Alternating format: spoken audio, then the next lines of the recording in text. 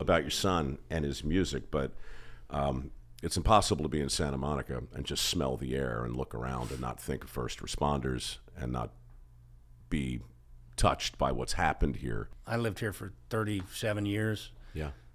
Raised all our kids here. They were all born here. They all went to school here. The last place we had was right on the border with Ventura County and LA County. Mm-hmm. But we lived in Sherman Oaks, Tarzana, Encino, Pasadena. We lived in Malibu. There's fires every year. This was the first really big one we were watching from afar, not living here, knowing all the areas that it was hitting and everything. It was just very hard to watch that. And we're constantly in touch with the LAF Fire Department Foundation. We're doing things with them all the time, and the LAPD. And so we were in touch with them, and we were, sending support, lots of support out. And we do this program called Serving Heroes, and we've served over 1.2 million meals all across the country on police departments, fire departments, military bases, military hospitals, that kind of thing. So I wanted to do one of our Serving Heroes here. So we set up on the beach, Will Rogers Beach over here, where they have a big command center, the National Guard's over there, big command center of fire department people, police officers, everybody's over there because there's so much going on in the Palisades area. So we set up, we served about 600 meals. I dish out the beans. We put on the aprons, we dished out the food, and that was a very good thing. In just about an hour, we're doing another one of those. My team is over at the LAPD and downtown, and they're serving some more food down there. And we do these things all over the place. But then they put me in the fire truck, and they took me up. Yeah.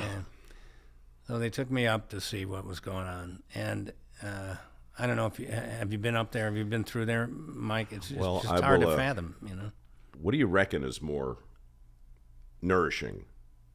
Is it the food, or is it for those guys who are beyond exhausted, by the way, and somewhere between demoralized and a fugue state, right? To see that level of devastation day after day after day after day after day after day, and to have a familiar face like yours show up and start shoveling beans onto their paper plate.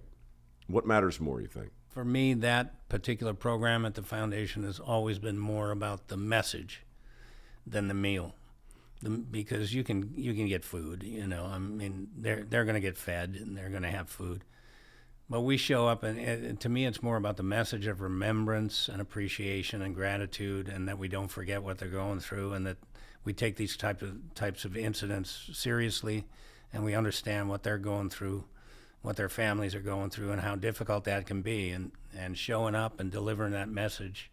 I think that to me is the most important part of what that program does, is just, tries to give something back to them and make sure they know how much we appreciate what they do. I think it's important too because it's relatable in a way that, most people might look at your work and they might look at you, and they might look at the Lieutenant Dan band and go, well, yeah, I guess maybe if I were an international movie star with a resume the size of a telephone book, I might spend some time singing in a band. And yeah, but that's just not me. No one can really relate to your specific curriculum vitae. But I met a woman called Ginger Passarelli about 5 years ago, started a modest little organization called the Soup Ladies. And we gave her a big trailer because we loved what she was doing so much.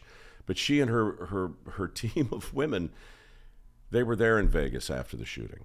They were at, I don't even know how many fires, how many earthquakes. They just show up and they serve soup. Really good soup. From really, like the grandmom everybody wishes they had, just serving you soup. And Gary, you see these men, hard men, who've seen tough things, just weeping to be holding a bowl that's filled with soup. And that's from somebody they've never seen before. So somebody like you shows up to spend a moment. That will stick with them until the end of days. Again, it's not about the soup. It's about the remembrance. It's about the acknowledgement. It's about the gift of love and support, and that what they're doing is important and recognized. That can mean more than anything. We try to do that as much as we can, at the Gary Sinise Foundation. You do it all of the time. How many bases have you played at this point? Roughly 180 different bases around the world, and it's and that's not the number of visits, because there are multiple visits to different bases. I've been to some of them 10 times, or whatever. So it's hundreds and hundreds of trips, and that the band has played probably 600 shows, for the military. It's crazy. If you're keeping track at home, 600 shows. I mean, it's a lot. That's got to be 2.5 decades of playing, basically. Yeah, I mean, there were some years I was shooting CSI New York, and every weekend I was like going out and playing on a base, and I'd come home and shoot the show. It's the last time I saw you in person. I was on a sound stage doing something, and I walked over and watched you do a scene, and you said, "Yeah, I got to finish this up, and then I'm off to play." Yeah, we're going to play some concerts. Yeah. Well, it's uplifting to be able to do something to help. That's what it's all about. Let me tell you what happened to me this morning. I landed here a couple weeks ago, about 40 minutes after the fire started, and I won't drag the listeners through it again, but it was an odyssey for me, because I was over at the Huntley looking north the whole time, and that hotel turned into basically the Pacific Palisades refugee camp. I'm surrounded by people who are watching their lives go up in flames. It's impossible to articulate. You just had to kind of be there with them, Well, this is the first chance I've had to get up early, and it was a beautiful morning, and I just started walking. And I ran into the checkpoint down on PCH. The guardsman knew me and let me through. And then I wandered up Chautauqua and the Channel and more checkpoints. And I made my way into what I guess was the worst of it. And I had what I told Chuck, I called him, I said, "Dude, I think I just had a quasi-religious experience." Because I put my headphones in and I listened to Arctic Circles as I walked down a cul-de-sac. And it was just a stunning combination of Dresden, after the worst of it, juxtaposed with other parts of the street that were totally untouched. If you're looking this way, it looks like it has for 40 years. And if you turn 180 degrees, it's a hellscape. And as I'm walking through this, I'm listening to what I think is, well, you'll tell me, but certainly one of your son's most inspired works. It's so beautiful and mournful and hopeful. And the video that we're looking at right now is on YouTube, and I think this captured the day it was recorded. Yes, you're right, Mike. This is the recording session at Sunset Sound. Yeah. In Hollywood. So many. I mean, it's an amazing studio. So many, just great artists have recorded in there. Next thing, in a second, you'll see me come in with Mac to the members of the orchestra that are sitting there getting ready to play his piece, and I had no idea. There he is. I had no idea what I was going to hear that day, because he was keeping it a secret. He didn't share any of it with me of what he was working on. Chuck, pause this a quick sec. Just so the viewer understands, your son is, at this point, where are we in real time or in recorded time? So this is July of 2023. He died January 5th, 2024. So this is just, 5 or 6 months before he passed away. And he's dealing with a very rare form of cancer, like 300-400 people get it a year? It's called chordoma, yeah. Maybe 300 people in the U.S. per year are diagnosed with it. It starts in the spine, and they can, about 70% of the time, they'll take that tumor out, either up here or at the base of the spine, and they'll be able to remove it, and they get it all. It's cured. 30% of the time, it metastasizes and spreads, and that's what happened to Mac. And when it does that you're talking about maybe 90 people per year that are dealing with what he had. So, of course, there's no pharmaceutical companies that are focused on, drugs, developing drugs that are going to fight that kind of thing. So you're really just trying different cancer drugs, and you're trying radiation at that point and all of that. And that's what we did for about 5.5 years. So music's his life. He's always been writing, and you have no idea what you're walking into. Chuck, can you scrub forward to when it starts playing? That's Max. So you'll see him there in the wheelchair. The cancer disabled him. He was paralyzed kind of from the chest down. He could move his arms. Couldn't move his fingers on his right hand. He had a tumor over here on his left shoulder that fractured his shoulder. But he could move his arm up and down. He could use these fingers. So now, is this Oliver? That's Oliver ShxtsnGigs, Mac's buddy from college. And they teamed up, and Oliver helped Mac finish the piece. It was Arctic Circles is something he wrote over 10 years ago in college. And he never finished it. And so they teamed up, and Oliver helped him finish it.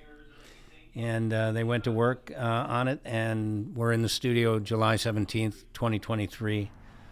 And this is the piece here.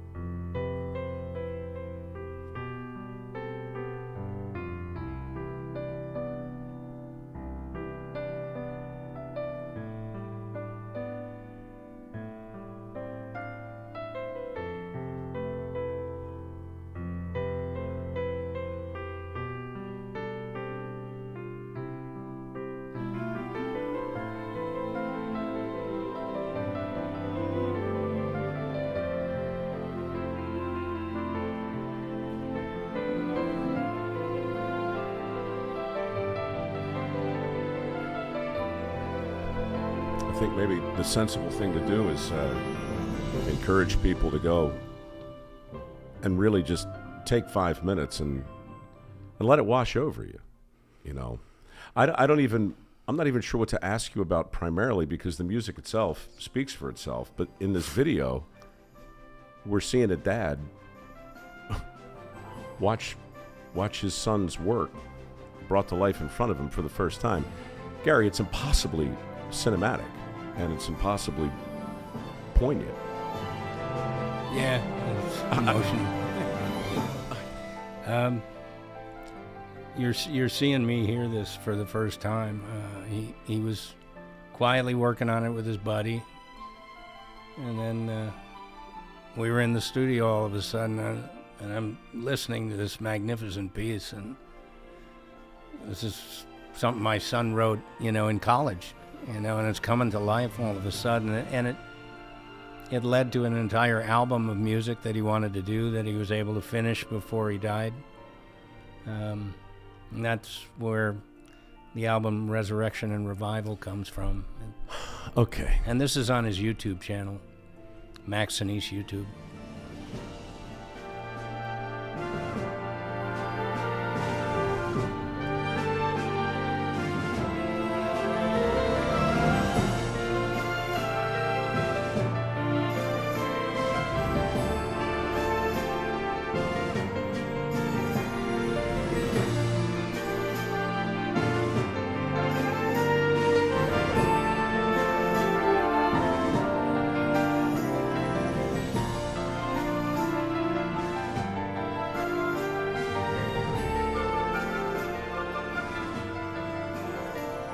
Do you hear this in your head now, more or less all of the time? Yeah. It's crazy, isn't it? The way we have soundtracks in our own life, and where they come from, and how they linger. What informs them, you know? I can't listen to that one without, just reflecting and, reliving that moment in the studio and just thinking about him. And, it's emotional to do it. I don't know where I heard this, but I'm sure that after he died, you got into his phone and into his devices and found these compositions, or some anyway, more that you didn't know even existed. It's like a sea chest of, it's like finding buried treasure almost. It would seem. It was. Shameless plug. Chuck, it occurs to me as I sit here listening to Gary Sinise talk that he's a nicer person than either you or me. By leaps and bounds, 10, 15 times nicer, yeah. It's so humbling. I'll tell you what else is nice. Pure Talk is nicer than any of the other carriers. And I switched, and everybody knows it, but I just wanted to prove it. You switched Me too, too, right? I sure did. Whoops. Yeah. There it says it right there. Pure Talk. Where'd you get that hockey jersey? This is I bought it and customized Never mind. it. It's not got my name relevant. on it. Here's what's relevant. Pure Talk is a wireless carrier that you can actually be proud to have, and I'm not just saying that. I've been to their headquarters. I've met the big cheese. They're such a supporter of veteran affairs. They actually give a damn about the country. They actually sent MicroWorks a check for $50,000 when they heard we were in the midst of our next work ethic scholarship program. Yep. I'm biased. I love them, but it's also the largest 5G network out there. I think it's fair to say it's saving people millions of dollars. Cut my bill in half, for sure. 100%. Yeah. I mean, I've got endless stories here, but I'm not going to read through all of them. I'm just going to take, if you don't take my word for it, take Chuck's word for it. And let me work on Gary Sinise. Maybe I can get him involved in this too. But here's what you need to know. Go to puretalk.com/row and switch today. You'll save an additional 50% off your first month. This is wireless by Americans and for Americans. All the customer service. I've walked through it. I've seen it with my own eyes. They're here. They care. They're awesome. And I love them. And Chuck, you do too. True? 100%. Yep. Good. puretalk.com/row. Let's get back to somebody better than me and Chuck. But first, a song. Pure Talk. Pure Talk. I found so much music after he died in his files that he'd written and tucked away. And you just want to say, I just wanted to, why didn't I hear this before? There were a few pieces that I'd heard, because there were some pieces that he wrote for my foundation.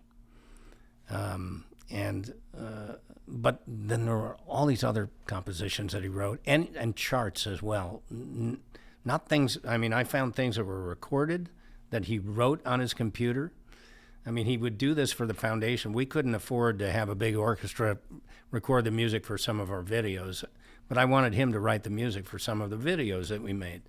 And so he went in, all his samples and everything on his computer. He's got his little keyboards and everything, created all the music. While he's about as incapacitated. Not this stuff. This stuff was when he wrote this before he was diagnosed. So he started working for the foundation in 2017.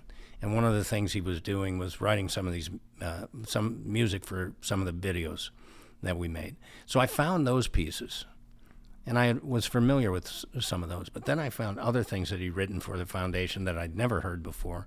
And then I found all this other stuff.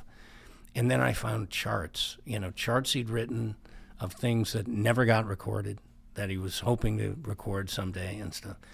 So finding all this, like you say, it's like I found all this treasure. There was a lot of music. And so not wanting to just let it, disappear on his laptop, never to be heard, I decided there was so much music and so much good music that I had to do another record for him. And that's where part 2 of Resurrection and Revival came from. There's so much music. It's a double vinyl album, so there's 19 compositions on part 2. And stuff that goes back to college. I found college recordings. I found one of his buddies found a class project that he was writing for a music theory class. And it was just this beautiful, beautiful melody. He wrote it for the class, probably turned it in, and then that was it. Nothing happened to it. And one of his buddies had another buddy who had that recording, sent it to him, and he sent it to me. And I was just like, oh my gosh, this is like a beautiful jazz ballad. And so because it was just Mac playing the piano, and all it said was Theory Project. So I titled it Mac Theory. And I got my piano player from my band, Ben Lewis, great keyboard player, great arranger. I said, Ben, please do an arrangement for jazz quartet of this song. So that's one of the tunes that's on part 2. We went into the studio last summer, recorded that along with a big band tune that Mac had written. So his taste is all over the map. It's very eclectic. Yeah. I mean, what we just listened to is totally cinematic. When I listened to him on the harmonica, Shenandoah, I mean, it's just so Americana. Yeah. And now you said jazz charts? They're jazz charts, yeah. I found one chart, all it was called was Piano Tune Number 1. That was it. But at the top of it, it said, Allah, Heaven Can Wait. And he loved the Dave Grusin score for the Warren Beatty movie Heaven Can Wait. Right. He loved that score, and it said, Allah, Heaven Can Wait. And so that's all. And so we just riffed on that. So I got Oliver involved with the second record to come in and help kind of flesh these things out, do an arrangement for some of these things, because the chart was there. The keyboard stuff was there, but now we wanted to lay an arrangement over it, and we wanted to kind of take that direction that Mac gave us of Allah, Heaven Can Wait. So Piano Tune Number 1 is on that on side B with all the other jazz stuff. It occurs to me as you talk, it's kind of like a good musician with that kind of varied taste is not unlike an actor who takes a lot of different roles. You play bad guys, you play good guys. You've been all over the map. Why is it surprising then for a musician to have tastes that span the same breadth, right? Yeah. Well, I think college did that to him. He went to USC Music School, the Thornton School of Music at USC, and he went in as a drummer. So Mac started playing drums when he was 9 years old. I got him his first set, put him on the drums. The first day he could play. I mean, he could figure out what to do with his hands and his feet, and so he played drums all the way through high school and rock bands and everything. And he went into USC. He did a video, showing how he could play and everything, and he got into USC Music School. But then once he got into USC Music School, he just started, his whole musical thing just started to change. He didn't want to just be a drummer, and he was an excellent drummer, but he wanted to compose, he wanted to songwrite, he wanted to sing, he wanted to conduct, all these different things. So he started composing. And that one of the compositions that he wrote that he actually wrote before Arctic Circles in college is called Waltz for Addicts. And they made an animated short film out of it in college. But he wrote this piece, beautiful, haunting melody. It's on part 2 of Resurrection and Revival. And he wrote that, and I heard it, and I was just knocked out by it. And I heard that back in his college days, but I didn't hear what he was writing after that, which was Arctic Circles. He was working on Arctic Circles and all these other pieces that ended up on part 2 of the record. So the side A is all the orchestral stuff. Side B is kind of the jazz stuff. Side C is there's more rock stuff. Side D is stuff that goes back to his college days, of things that he recorded in college that we put on the record. It's just another overwhelming homage to the impact of influence, right? I mean, you can probably think of a performance you saw years ago, maybe on stage. Oh, yeah. right? And in the wake of that, for the first time, you said to yourself, I wonder if I could do that. Or, you know what, I can do that.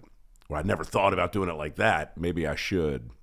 And then off you go. What was that for you? Do you even remember? I was influenced probably more by movie guys, movie actors, because I kind of grew up in a suburb of Chicago.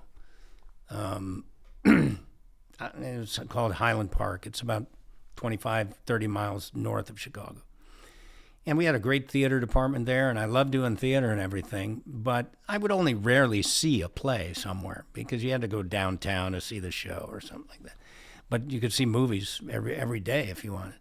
So, and at that time, this is the early 70s. Mm-hmm. So think about who was like really rocking it back then. It was Hackman, and it was Pacino, and it was Dustin Hoffman, De Niro, and Robert Duvall, and Mitchum was still in the game, kind of. John Voight, Cassavetes, Gina Rowlands, all these fantastic. Peter Falk, yeah, absolutely. Remember Husbands, that movie? What? That was Cassavetes. Cassavetes' Husbands, yeah. And Ben Gazzara was in that, the three of them. Yeah. Gina Rowlands in The Woman Under the Influence, Cassavetes' movie. I was just influenced by a lot of that. There's a great movie that Jerry Schatzberg directed back then called, with Pacino and Hackman. It's a little scene film, but it really impacted me. It's called Scarecrow. Mm. And the two of them in it together, they were kind of a little bit like George and Lenny, you know? Yeah. And in fact, when I directed the movie of Mice and Men, I hired Horton Foote. Remember Horton Foote? Wrote To Kill a Mockingbird and Tender Mercies and some great screenplays. I asked Horton to do the screenplay. He said, you know, Mice and Men's already been a film, and, you know, why do you want to do that again? And I said, have you ever seen Scarecrow? You know? And he said, no. I said, let me send it to you. I just want to make a movie kind of like that, about two guys roaming around. And he watched Scarecrow, and he said, oh, I get it. Okay, I get it. And so that's a great movie. And I was just really influenced by a lot of those guys and what they were doing back there. Because if you look at all their work, Hackman, Pacino, all those guys, they were doing some of their best stuff back when they were in their 30s and early 40s. It's funny though, because you don't know it when you're in it. You know, you don't know it when it's happening necessarily. You don't know, and you don't. I mean, how can you imagine the impact that you've had on millions of people you'll never meet? It's you don't know. I mean, and so I've found that when I meet some of those guys, and I tell them those stories about, oh gosh, when I was a kid, you blah blah blah, and I was watching you do that. They kind of nod their heads, you know. They kind of nod their heads, you know. But I did do one movie with Gene Hackman, and there was it's a movie called The Quick and the Dead. Oh, sure. By Sam Raimi directed it. And Leonardo DiCaprio was in it, and Russell Crowe, and a Sharon Western Stone. of sorts, as I recall. Yeah, it's a Western, yeah.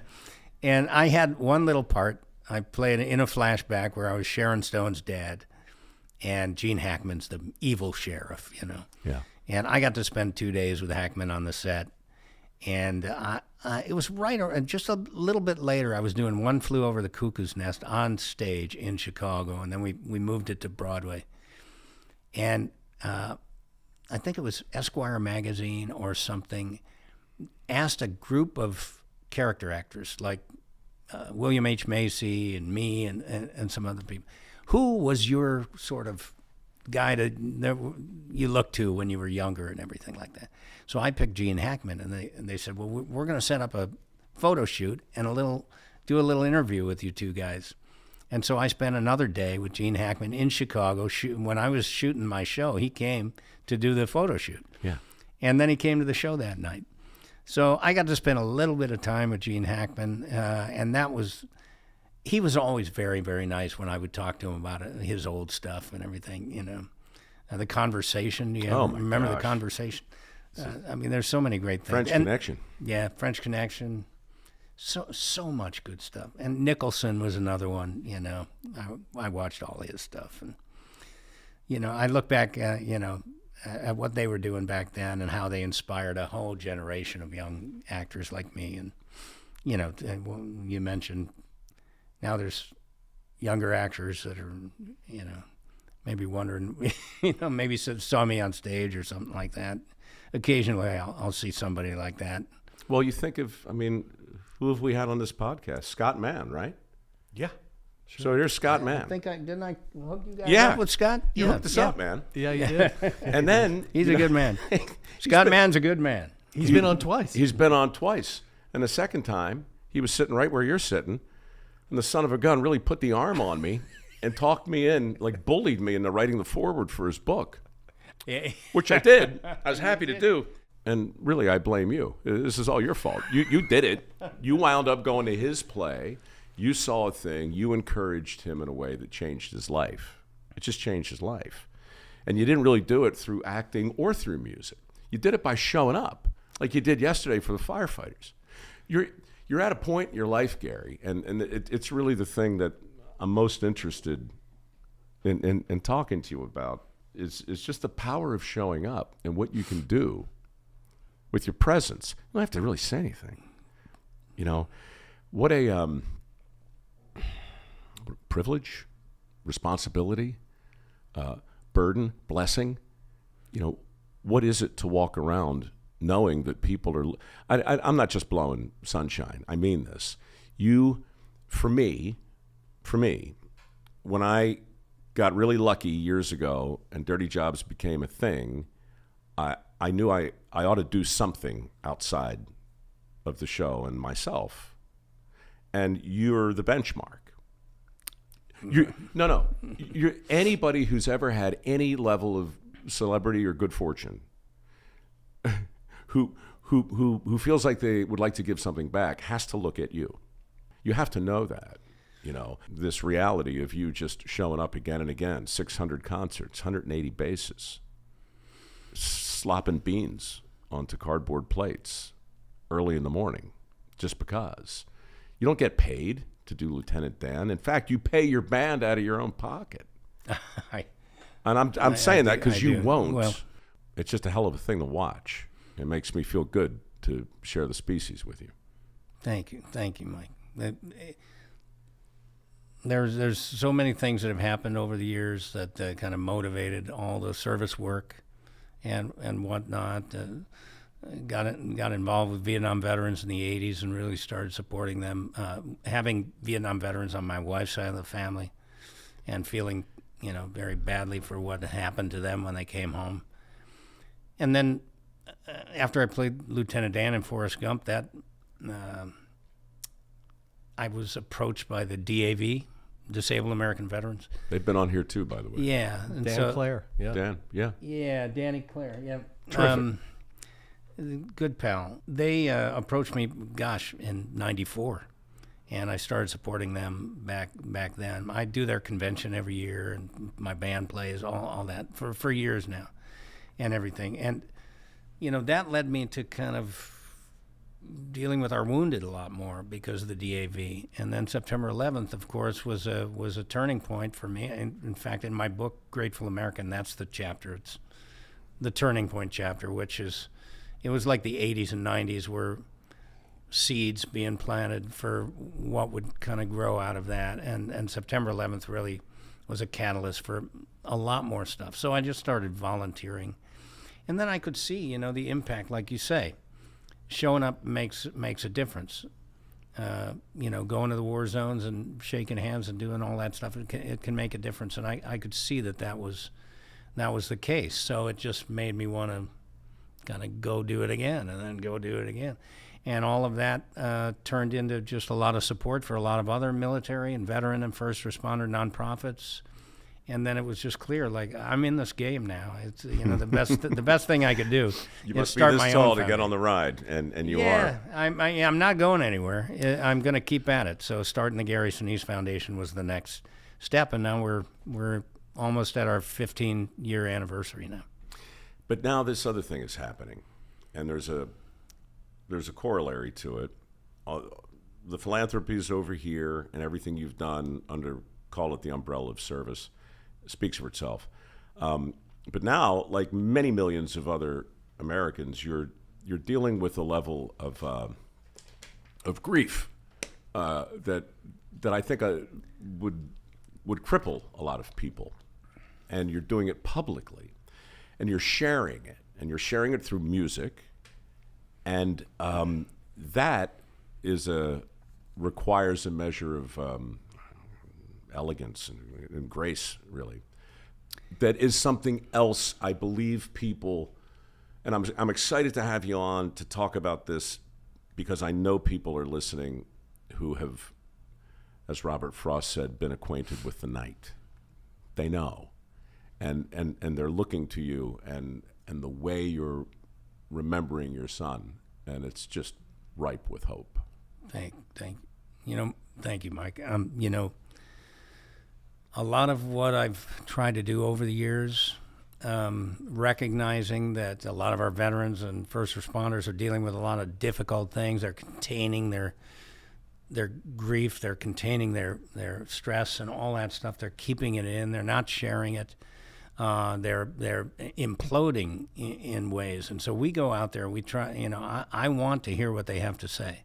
So I try to talk to them about it, and I encourage them, to share it, because that's a path to healing. And Scott does that with his storytelling workshops and everything, trying to teach veterans how to get it out. Don't keep it in. Share it. Let people know what you've been through and how you're dealing with it, because sharing that story can help one heal. It's certainly done that for me, and I've been trying to get veterans to do that for years. So I would be kind of a hypocrite if I just kept everything in, didn't share. I'm going through a lot of emotional stuff. Our whole family is. I mean, a drop of a hat, I'll just get all choked up. Sure. and all of that. And anyone who's going through a very, very close loss, especially I guess the loss of a child like that, that can be very, very hard.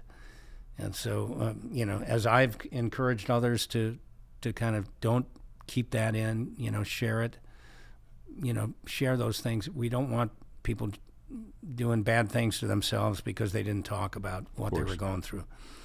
And I know it's been helpful for me to share the story of our son, to talk about Mac. He was a wonderful guy, and to share some of the gifts that he left us.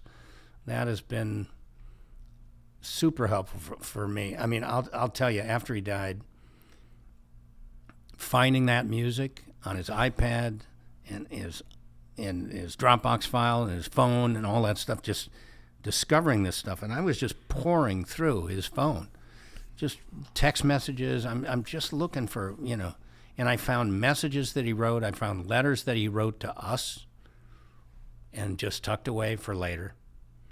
Things that he wanted us to have if something happened to him. Things he wanted you to find. Yeah. Had he wanted to give them to you, he would have given them to you. He wanted you to find them. He did. He knew you were going to go looking. And videos that he made, talking into the camera. And these are things that he was doing in his hospital bed, in the quiet of the night. He would be, his hours were like, he'd be up till midnight or 1 in the morning. And, after we go to bed, he's up for another 2 or 3 hours. And that was his sort of quiet time to play his harmonica, to read his Bible, to make videos, to write, all that, to make music. And he was doing all that. And then I discovered a lot of these things that I know he put down because he wanted us to have. I'm not sure about the music. I think some of the music he had written it so long ago that he kind of forgot about it and he never shared it. But finding it, I mean, now my band is doing a song that he wrote as a sophomore in college. And it's such a beautiful piece that features violin. It's an instrumental. It's called Angel's Theme. And I found it, and he wrote it for a class and tucked it away. And it's a beautiful, beautiful piece. And so I gave it to my band. I said, we're learning this song, and now we do it. And I kind of tell the story of Mac, share the message of the album. Angel's Theme is actually on part 2. And the last song he wrote, so Angel's Theme is one of the first ones I found that he wrote. Mm-hmm. The last song he wrote is a song, it's quasi, right? When you say quasi. But Mac liked to say quasi. And so he wrote this song called Quasi Love. And he wrote all the lyrics, He wrote the melody, all that stuff. And he started teaming up with one of my band members, Dan Myers, who plays violin for my band, one of my singers. And they were pals, and Dan was helping him flesh it out. And I found it after he died. And I said to Dan, what is this? Oh, yeah, we were working on this one little thing. I said, we're going to finish that. We're going to finish it and put it on the record. So now it's this rockin' tune, and my band is doing that. My band is doing that, too. That's unscriptable.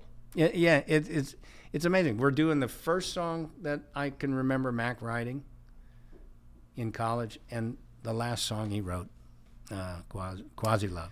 I got a confession for you. I mean, I've known you for a while. Certainly admired you a bunch, and I knew what your son was going through. And when he died, my heart broke for you. And then when the album came out, if I'm being honest, I thought to myself, you know what? It doesn't matter how good it is or how good it isn't. C minus, C plus, B minus. It doesn't matter because it's all so real and beautiful. I was so stunned to hear how good it actually is. And forgive me for just saying it like that, but I know, you know what I mean? There's so many ways to manage expectations. Sure, I know. I know what you're saying. There's so many ways. Is this a father who just, right? Yeah. And is this my friend Gary, who I admire so much that I'm not even going to be able to listen to his son's work objectively? I'm going to say I love it no matter what. There, right. But brother, walking through the Palisades and listening to this was, I'm not emotional. But the combination of those sights, it was cinematic and breathtaking. Listening to that and looking at that, the moisture flew out of my face, and it actually touched me. It's wonderful music, period. Shameless plug. A couple of quick shameless plugs, if you'll indulge me. First of all, regarding Mac's music, we've been talking a lot about it. And Chuck, just make sure people understand now where they can go listen to it, so we're 100% flat on that. Yeah, in the description, you will see links, 3 separate links to each of the songs that we play here. And in fact, we're going to play a song called The Rise at the very end of this episode. But you can click those links and check out the YouTube videos and see Mac and Gary, in the performance of these. Yeah, it's an amazing composition. Please stick around and listen to it. If you have an opportunity to enjoy some Noble Tennessee whiskey while you're listening, and it will actually enhance the experience. Noblespirits.com is where you go to get that. Mm-hmm. This has been a great fundraiser for MicroWorks. We're giving away $2.5 million this month in work ethic scholarships at microworks.org/scholarship. That's a lot to throw at you, but the headline is stick around till the end, and you'll hear something truly beautiful. Thank you. Back to the conversation. Soon may the noblemen come to bring a bottle for everyone. One day when the waiting is done, we'll take a drink and go. I'm so touched that you did that, Mike. I mean, that was a piece of music you were listening to when you went up there to see that for the first time. It wasn't my plan. I went there because I felt like I needed to see it. And then I knew you were coming in, so I thought, well, I should listen to something. And so I literally had to sit down on the curb as I listened to that, staring into this devastation. But right behind me are all those homes that are still standing. So there's the hope.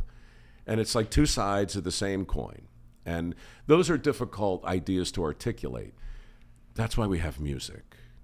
Like the right song, the right tune, the right time, the right composition.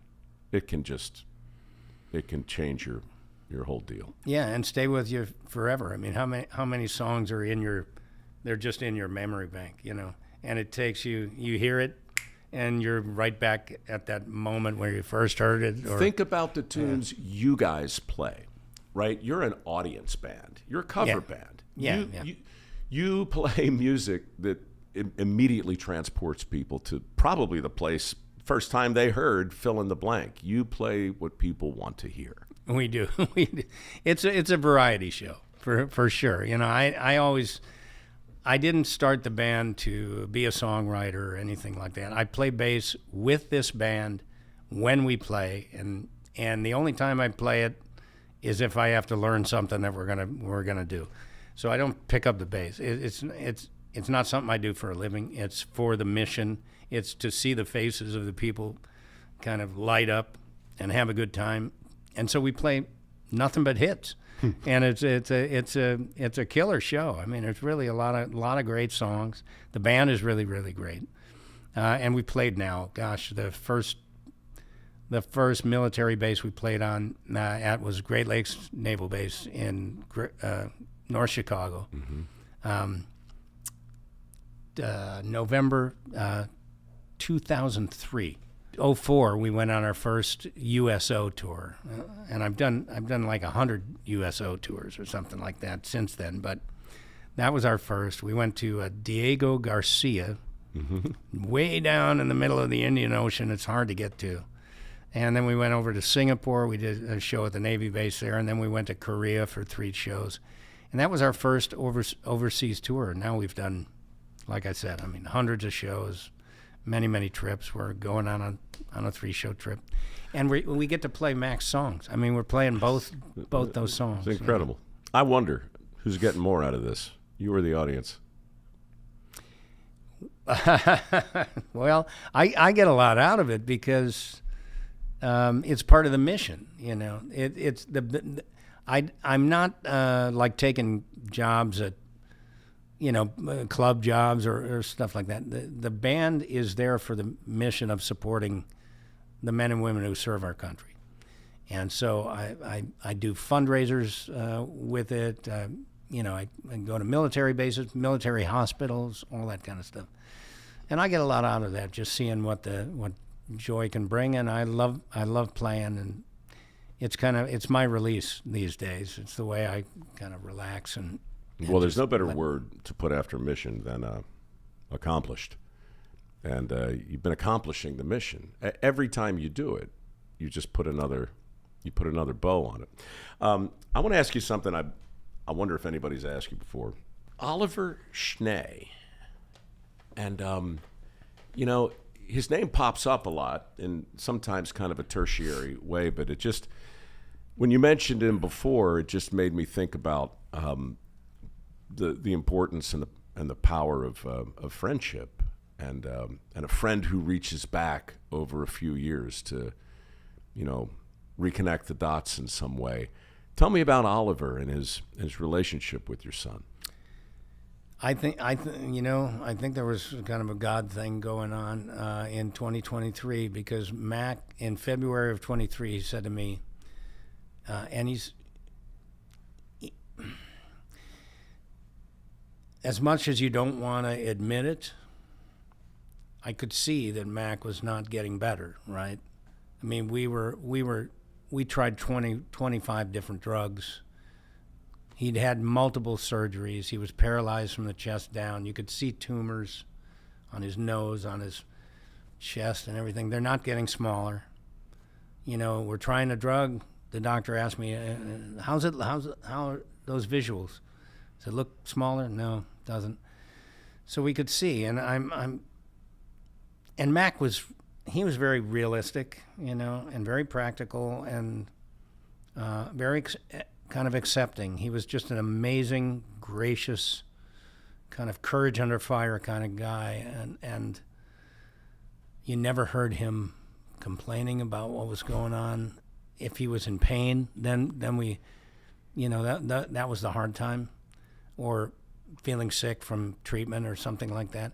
But otherwise, he was just smiling through it, and just, you know, like all that summer when they recorded Arctic Circles, he was watching the Cubs. I mean, I grew up in Chicago. I'm a big Cub fan. So Mac and my wife, who's kind of disabled herself and has had multiple spine surgeries, they were just in there. My 90-year-old mom was in there watching the Cubs. I mean, they were enjoying themselves, and Mac was enjoying himself. But at the beginning of 2023, which ended up being his final year, he just all of a sudden, he wasn't playing music, wasn't doing any of that because he couldn't. He's fighting cancer and he was disabled.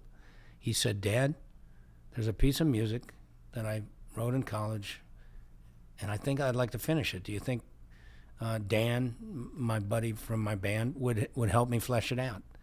And I said, yeah. And so, he contacted Dan. We had a gig in California right near our house. So Dan came out a day early. They started working on it together. Then he got together with my keyboard player, and Mac would send him all the music, and then he'd play it and record it and send it back to Mac, and he'd make notes. And then out of the blue, probably about April or so of 2023, Mac gets a text from his old college buddy, Oliver Schnee. And Oliver had tried to send him some texts here and there over the years, but he never heard back.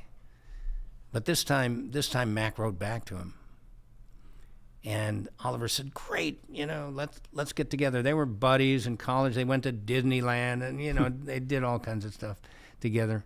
They weren't in the same sort of classes because Oliver was working kind of on composing and orchestral stuff. Mac was in the pop program, so he was doing a lot of drumming and rock music and stuff.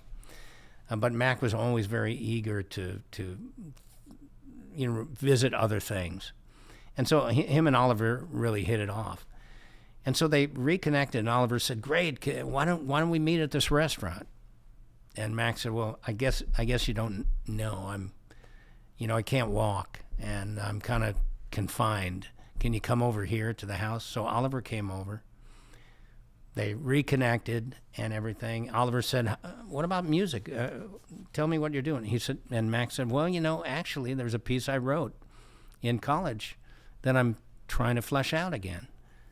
And Oliver said, "Great, can I hear it?" And so Mac gave him one of the tapes that my piano player had recorded for Mac. Oliver called up Mac and said, "This is fantastic. Can I help you finish it?" And so they went to work on it, and this is probably June, May, June of 2023. By July 17th, they were in the studio with an orchestra, Mac financing the whole thing out of his pocket. He asked me, "Dad, do you think I should do this?" And I said, "Absolutely. You've got the money." He'd had a savings, and it was just building up, resources. So he had the money, and he produced the whole thing, financed the whole thing. Oliver produced the record with Mac, doing Arctic Circles, and then Mac had picked up harmonica, and he was starting to futz around with harmonica. And I suggested he listen to my buddy Sammy Davis. He's a Medal of Honor recipient who plays Shenandoah on the harmonica. And Sammy tells a story about being in Vietnam and getting the harmonica and playing it over there and stuff. And so I gave him a recording of Sammy. He listened to it. He learned Shenandoah himself, and he played it for me. I said, "You know what? You're going to be in the studio for Arctic Circles. You're going to have the orchestra there. Show this to Oliver and ask him to do an arrangement of, to back you up with the strings behind you playing Shenandoah." And that's where Shenandoah came from. Oliver did the arrangement. They went into the studio together.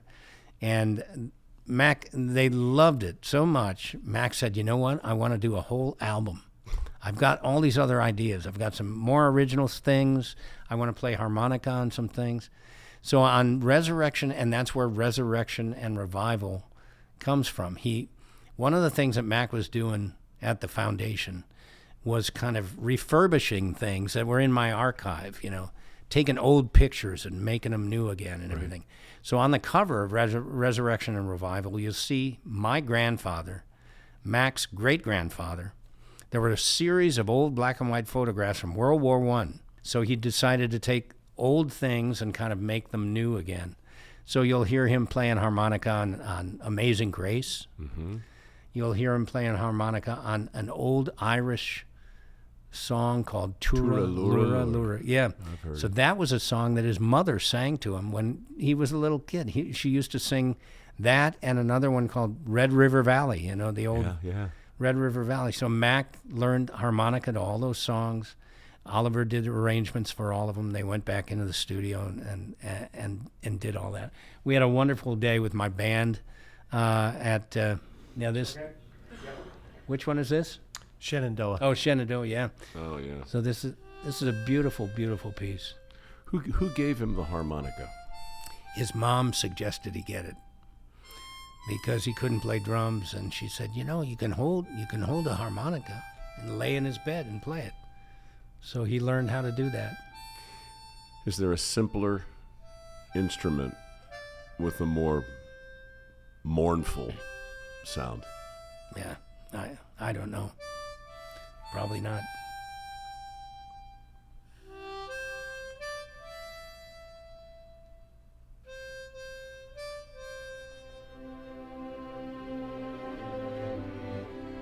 Yeah, jeez, Gary.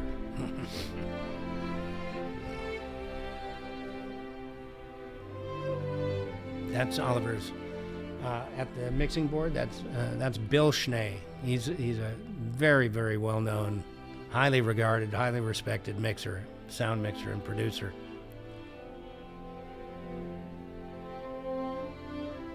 That's my mom. Oh my gosh. Oh, come on. It's something.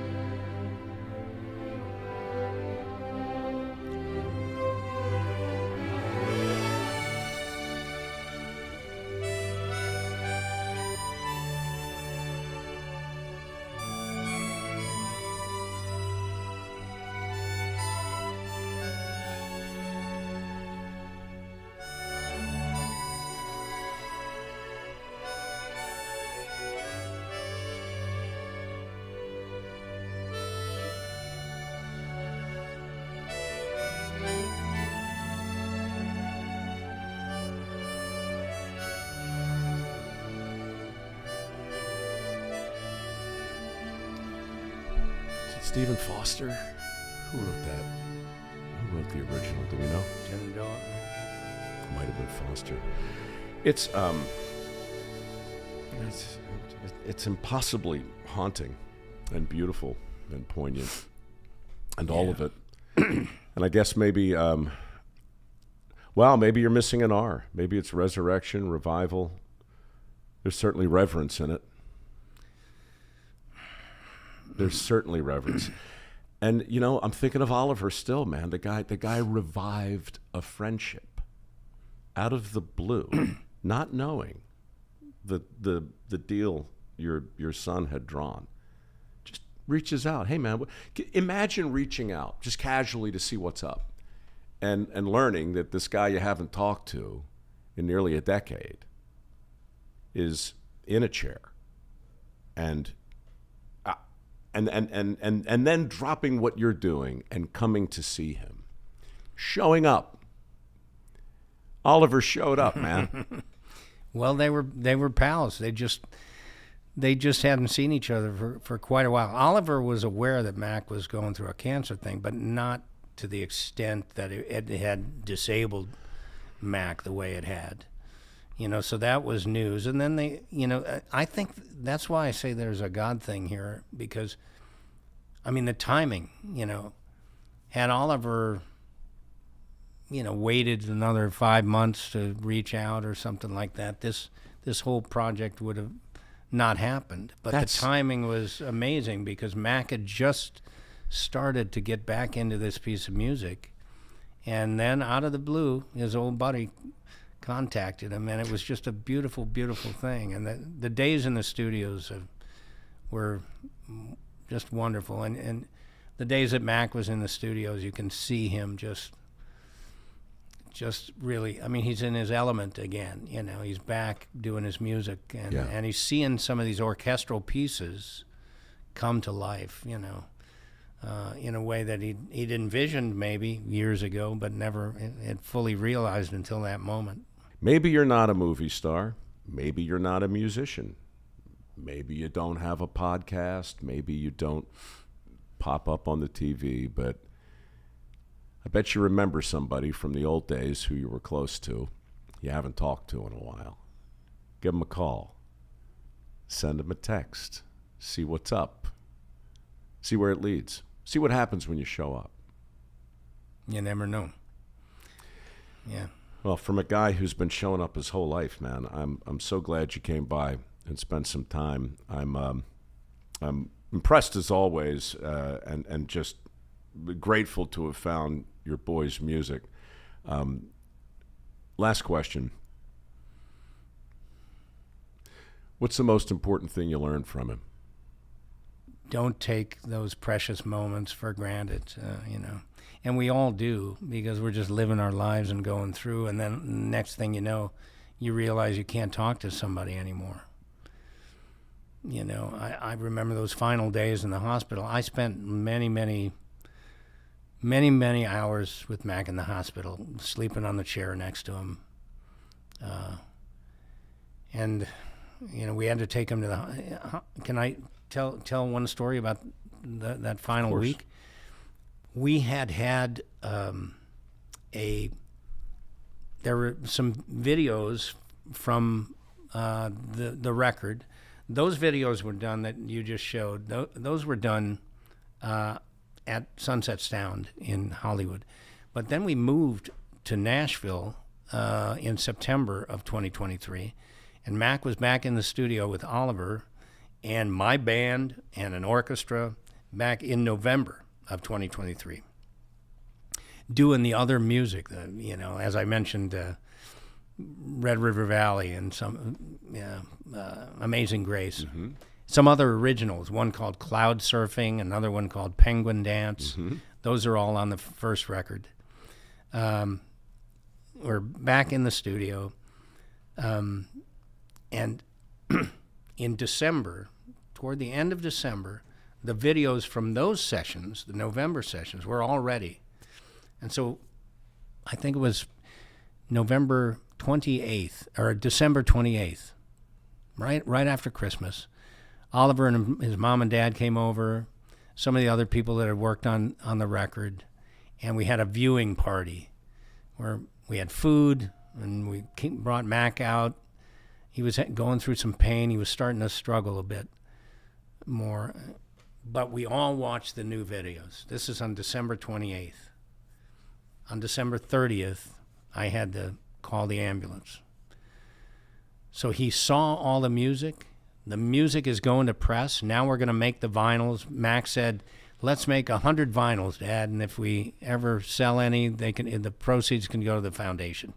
He just wanted to have something to give to people. Yeah.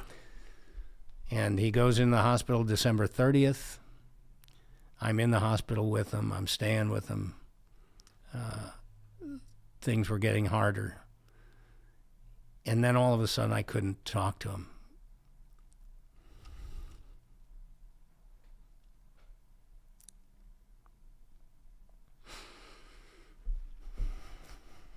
Because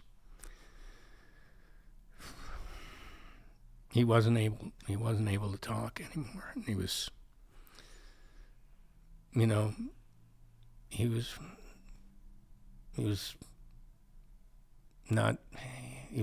going. And I was with him in the hospital through that whole time. That whole time. My wife was having some issues, so she couldn't come and stay with him all the time. And I was staying with him. And then you realize, gosh, yesterday, if I would have only asked him this, if I would have only talked to him about that, or asked him what he was thinking of, was he afraid? Was he scared? Because it was getting harder to breathe.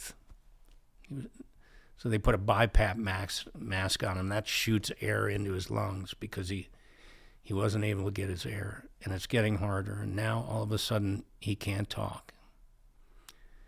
And then you just reflect a lot, Mike. You reflect a lot about, I should have asked this thing. I should have told him this,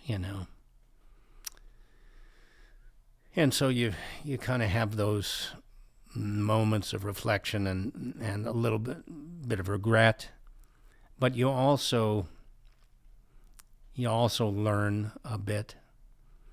you know. And Mac taught us a lot, you know, even in his final hours. You know, he taught us a lot. And we have our 2 daughters and grandchildren.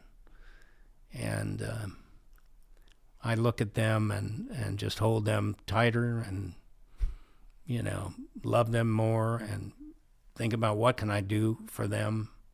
You know, I'm doing all these other things, you know. What can I do for them? You know, what would I have done for Mac if I had the chance, you know? And so through them, you know, Mac knows I'm looking out for him, and I think he's proud of that and happy about that, and I learned a lot from him about that, you know, just acceptance, and he was a faithful guy, you know, and I think he accepted what was happening to him. That's why he left some of those messages that I found and discovered. You don't have much choice. Whether you're gifted, you get a gift, you don't get a gift. But the choice to share it, that's conscious. You made it. He made it. And millions will benefit from the choice.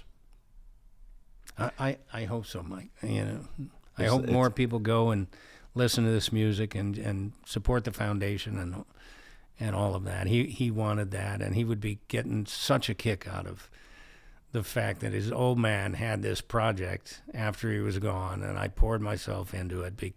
And now he's got another record. He never imagined that. You know, in a million years, that all that stuff that he had on his laptop would end up on an album, and now you can download it, and it's making money for the foundation and helping us with our mission. He never imagined that. It's a miraculous time that we're living in, Yeah. that all of that can happen technically. Yeah. Where do people go to watch, listen, and buy? Yeah, Sinise YouTube is where you can see the videos. We'll at some point, we'll probably have, there you go, we'll probably have some other videos up. And then to purchase the vinyl record, which, I mean, it's kind of amazing. The first vinyl record has sold almost 5,000 copies of the vinyl record. That's terrific. The first one, and the second one is over 1,000 right now, and we just put it on sale. So you can get those vinyl records if you got a record player. Even if you don't, they're great collector's items. Yeah. There's a bunch of stuff I wrote in them, and there's stuff that some of the other musicians that are on the record wrote. You can get that at GarySiniseFoundation.org. You can see the stories about Mac right there on the homepage, and then you can download on iTunes, Spotify, all those things. Resurrection and Revival, Mac Sinise Resurrection and Revival, and also Resurrection and Revival Part 2. Also on your site is a piece. You sent me the piece, actually. You wrote this thing, and you sent me a copy of it. I guess it was maybe a year ago, and it's on the site now. You're right, Mike. About 6 weeks after Mac died, yeah, I just, people didn't really know. I mean, people didn't know that we were going through this. No.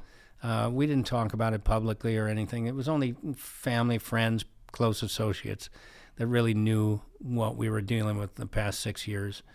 But we have a lot of loyal donors at the Gary Sinise Foundation. Luckily, there is a foundation that's dedicated to finding a cure for chordoma called the Chordoma Foundation, and we had raised some money there. So we had some donors at the Chordoma Foundation. Yeah, that's the piece right there. It's on the homepage at the Gary Sinise Foundation. I just decided, because there were so many people that had been so supportive, it was just time to tell people what we'd been going through at home. I was continuing the mission and going on trips, and then I'd come home and I'd call Mac from the trip or send him a video or something from some concert or whatever. So I kept doing the mission, and the mission work was helpful and healing for me to be able to go out there and continue that. He wanted me to do that. So I decided there's a lot of people that love us, love our family, that don't know what's going on, and I'm going to share it and tell them. And that's the story there.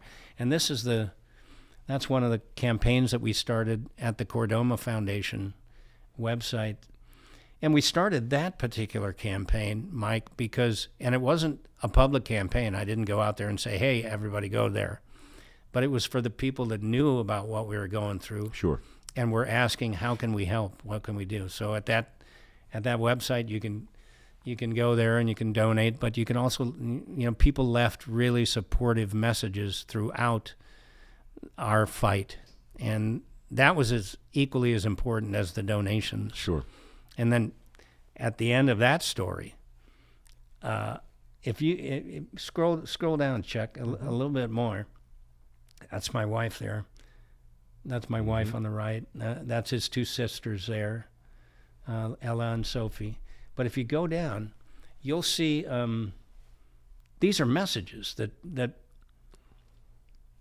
these are messages that some of us put. But if you scroll down more, there are thousands of messages here of people that wrote in supportive, loving, kind, sympathetic, empathetic words over and over and over. I mean, literally, there's thousands. It just keeps going. Good grief. Yeah. And that support that we received throughout this whole thing after losing Mac was, I can't put a price on it. I can't undervalue it at all. It's hard to contemplate. I mean, it just keeps going. And people are still writing in and